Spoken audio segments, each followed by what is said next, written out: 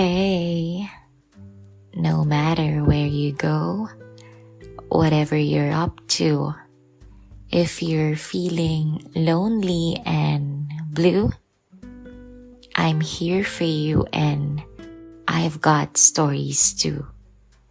If you're feeling lost and alone, I hope with my voice you'll feel at home. This is Sarah's Bedtime Stories, The Art of 20s. Feeling old but still young. In our 20s, we sometimes feel like we are getting older. But on the other hand, we also know that we are still young. I got a reply from my Instagram followers when I posted a question about reasons for being stressed. And ang sabi niya, it's because of feeling of being pressured. Because of that, a feeling na nakaka-pressure. Sabi niya, fresh graduate kasi siya, panganay, and gusto niyang makatulong sa pamilya niya, mabigyan ng magandang buhay, yung mga parents niya, pero parang wala siyang mahanap na trabaho. While I am reading that message, I felt like I remember my fresh grad moment then, nung 19 years old ako, tapos yun yung age nung una akong nagkaroon ng trabaho. Akala ko kasi noon na kapag ka nag-graduate ka tapos may Latin Award ka, madaling makahanap ng trabaho or agad ka na may trabaho na makukuha. O kaya naman agad mong mahanap yung trabahong para sa'yo, kumbaga yung okay agad ang sahod. Pero alam nyo, yung sa akin kasi noon, yes, totoo na nakahanap ako agad ng work, pero hirap ako. Like, hirap ako na pagkasyahin yung sahod ko kasi pamasahe pa lang, halos ubos na. So, parang ang nangyari sa akin noon is parang extended OJT na may allowance ka, pero nag-work ka na. And these stories made me think of writing this podcast episode. May mga bagay na nararamdaman na natin na tumatanda na tayo. Minsan, yung mga responsibilidad na nabibigay sa atin, minsan yung kagustuhan din natin na makatulong, kaya parang nagiging more responsible adults tayo. Which is, for me, can be good. Kasi alam na natin yung mga responsibilidad sa buhay. Hindi na tayo basta-basta sa mga desisyon natin. But sometimes, these responsibilities for ourselves and for the people we love, sometimes we feel tired too. Or baka ako lang. Let me know, guys. So, I had a conversation before with a friend, and ang sabi niya sa akin, hindi niya alam how it feels to be young. Bigat, no? I asked, why? Ang sabi niya sa akin, circumstances forced me. Hindi ko rin alam kung ano yung ibig sabihin yan. So para sa kaibigan ko, kung nakikinig ka man, pwede mo nang i-explain sa akin kung anong ibig sabihin yan. So I was clueless back then. And then another story, a few weeks ago, we had a get-together with elementary friends. Random stories about our responsibilities mula nung elementary kami na wala, tapos ngayon na parang nagkakaroon na. Then one of my friends shared her story. She's a constant friend. If you have ever listened to all my episodes, I have mentioned people who are like low-maintenance friends. I mean, sila yung mga kaibigan na kahit hindi kami magkakasama lagi, alam na alam ko na supportive sila sa akin kasi once na may hiningi akong pabor or nagkita-kita kami ulit, it feels like kahapon lang kami huling nagkita. She's a Tokayo because we have the exact name. Nung elementary kami, I was S2, siya si S1 kasi siya yung original na Sarah May doon. And I admire this person kasi nung minessage ko siya na gusto ko siyang ma-feature or gusto kong ma-feature yung story niya sa podcast, kahit ganong nervyos niya or kahit hindi siya sanay na magsalita or mag-record ng sarili niya, she did for me without that hesitation. Lagi niyang sinasabi, para ka namang others. So, while doing this podcast episode, it's also a realization for me na I may not be lucky in love or in other things, but I'm very lucky with my friends. So anyway, so just a backstory, we recorded an episode through Zoom. Kaso, hindi siya naging clear. Like, I really wanted to put people na naririnig nyo talagang magkwento ng kwento nila kasi they deserve to be heard as well. Kaso, sobrang, kahit anong edit na ang ginawa ng editor ko, hindi niya talaga maayos yung sound and I feel like hindi siya music to our ears if ipipilit siya. So we decided not to. So, going back to the story, sorry, ang daming tinalon ng story ko, no? Pero, yun nga, dun sa dinner, nung nagde-dinner kami, ang sinabi niya lang was, "Kumusta na ako man? Anak ko pa, tita na ako." In Tagalog, it means, kumusta naman ako? Bata pa lang ako, isa na akong tita. Yes, you heard it right. Quite interesting, I should say. Literal na feeling old but still young. So young. Imagine the feeling na hindi ka pa pinapanganak, tita ka na. 20 years old ka pa lang, may apo ka na. And ito pa guys, hindi mo pa mabilang kung ilan na yung mga pamangkin mo at kung ilan na yung mga apo mo at 20s. Can you imagine the responsibilities of being tita and being lola? Tapos yung mga kasabayan mo naglalaro lang, nag-enjoy lang, 'di ba? So, here's her story. Bilang isang tita or lola as an early age, una parang ang saya-saya ko nung bata pa ako. Mga elementary days kasi feeling ko may kakaiba akong power or authority. Kasi dito sa Pampanga, pag tinawag kang tita, karespe-respeto ka. At iba yung tingin ng mga bata sa'yo pag tita ka na. So going back in elementary days, na-enjoy ko naman ang pagiging tita ko. Kasi lahat ng classmates ko, halos lahat tita ang tawag nila sa akin. Kasi naman, classmates ko yung mga pamangkin ko na anak ng mga pinsan ko. So dahil sa murang edad, parang nasanay na akong maging matanda dahil na rin sa tawag nila sa akin. Di nyo natatanong, pinakabunsong pinsan kasi ako sa side ng papa ko, kaya di pa man ako isinisilang, marami na akong mga pamangkin at apo sa mga anak ng mga pinsan ko at mga kapatid ko.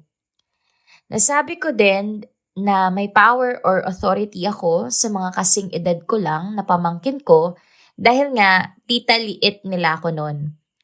Hanggang ngayon naman, nirerespeto nila ang mga naging desisyon ko sa buhay.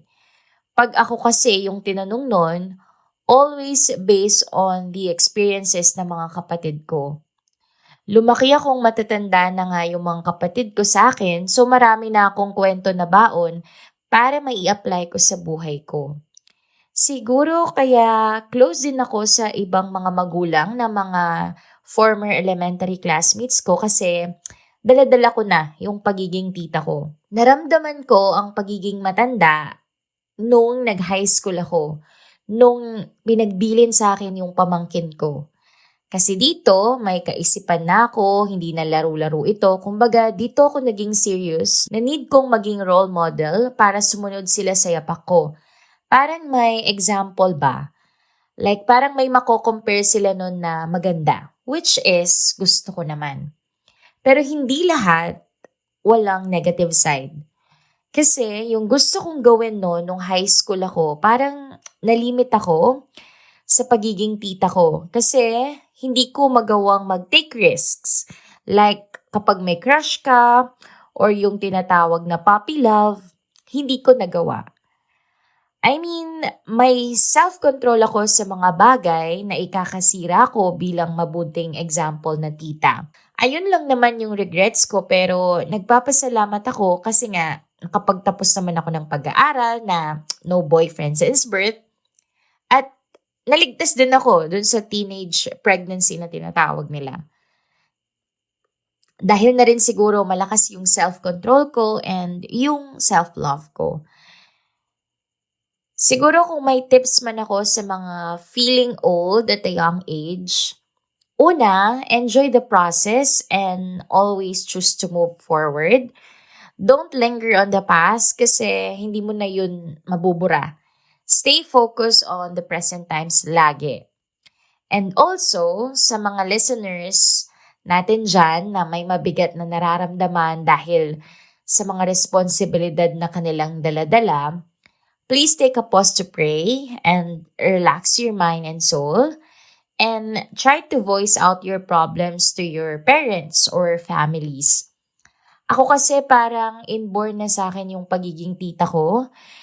Kayo, may choice kayong pumili if mag-yes kayo or no. Basta, learn to celebrate your small wins, your victories in your life. Like, for example, kayo na yung tagabayad ng bills sa dati mga magulang nyo, achievement mo na yon na bilang isang anak nila. Bilang ako, na tita nyo, super proud na ako dito na, wow, as an early age, nakakabayad na siya ng sarili niyang bills. Clap, clap, clap. Ganun lang naman ang buhay. It's a matter of choice and always choose to look the positive side of the story para laging looking young tayo. Di tayo mukhang stress kahit super stress na tayo in real life. This is exactly what she said. And I agree na yung pagiging tita niya is kahit na parang binigay yun sa kanya without asking if gusto niya or hindi, I feel like na-enjoy naman niya. And believe it or not, kahit ngayon na magkakaedad kami or sa puntong to, we still consider her tita. Like when we are deciding kung anong gagawin namin, parang nagpapa-approve pa rin kami sa kanya. Siguro yun talaga siya or yun yung naging personality niya. That's why we know her as the best tita. So thank you so much, Sa, for sharing your stories with us. And we appreciate you for your stories. Thank you so much once again. My thoughts? I feel like there's nothing wrong about getting older or feeling older because eventually, darating at darating din tayo dyan. There are people who want that actually. I know a few, yung kahit bata pa sila, gusto na nilang maging matanda. It's just that sometimes, because of this feeling, we feel like we are not happy or life becomes heavy. Sometimes, because of our responsibilities in life, we forget to prioritize ourselves.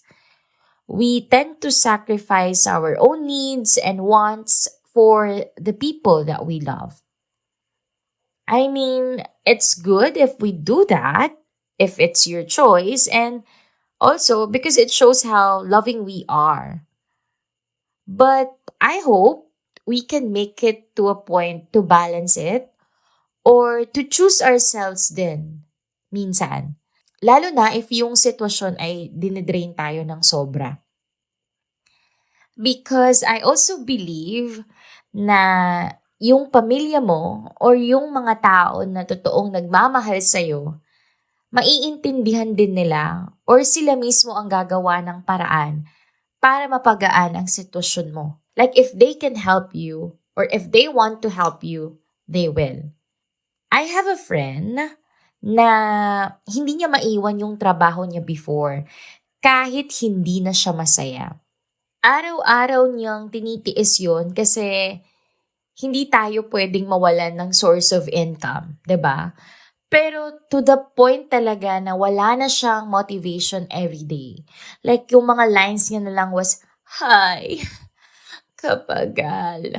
Yung mga ganon. Like, literal, na wala na siyang motivation everyday.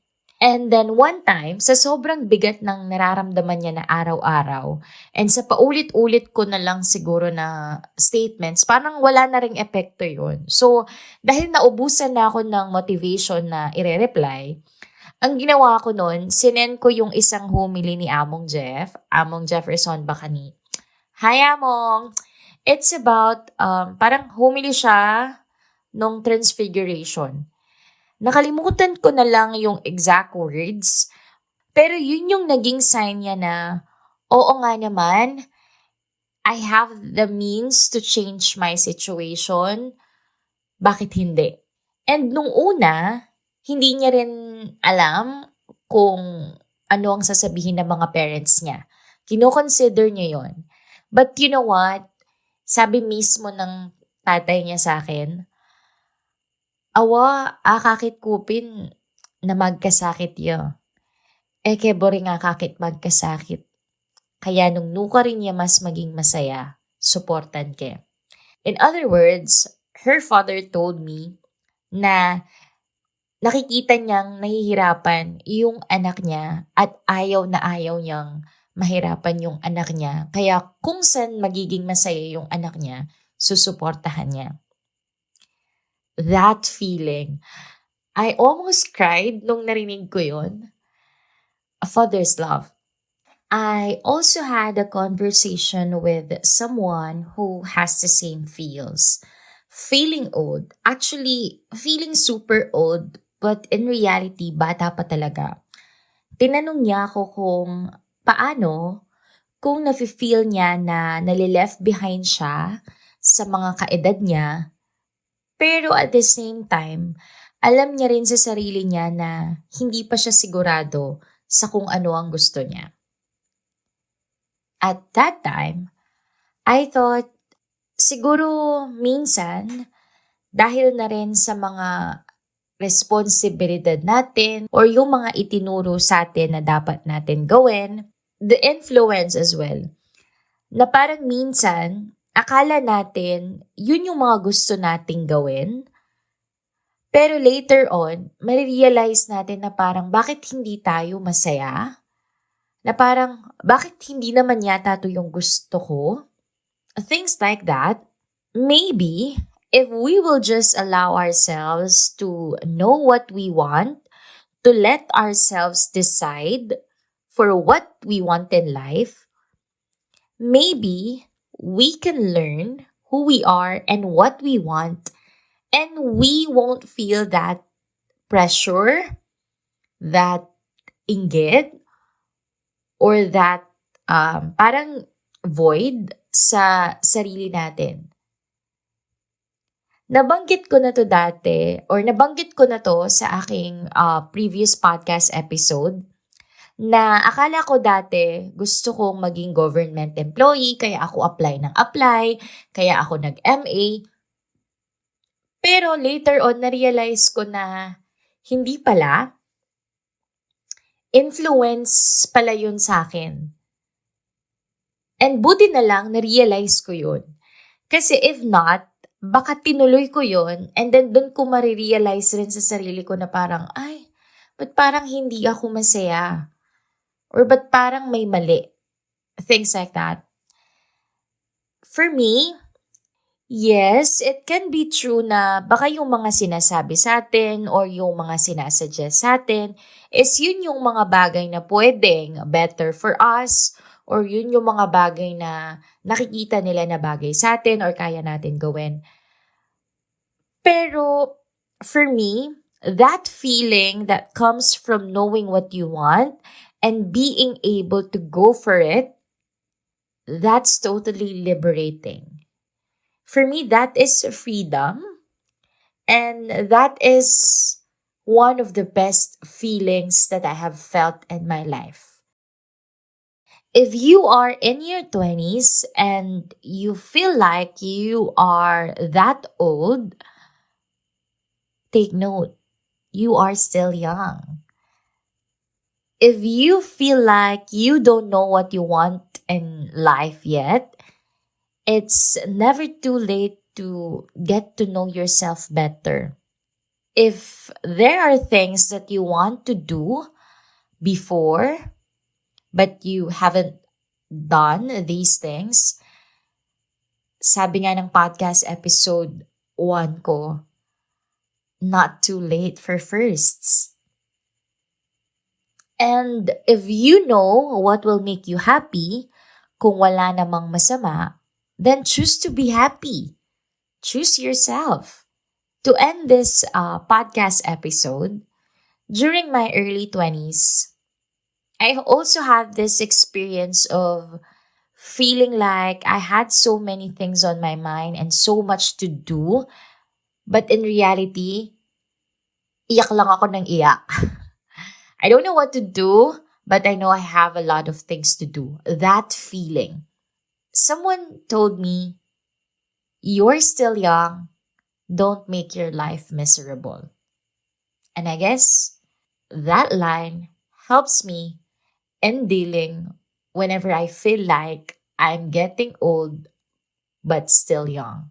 So hey, this is Sarah, and this is Sarah's Bedtime Stories. Good night.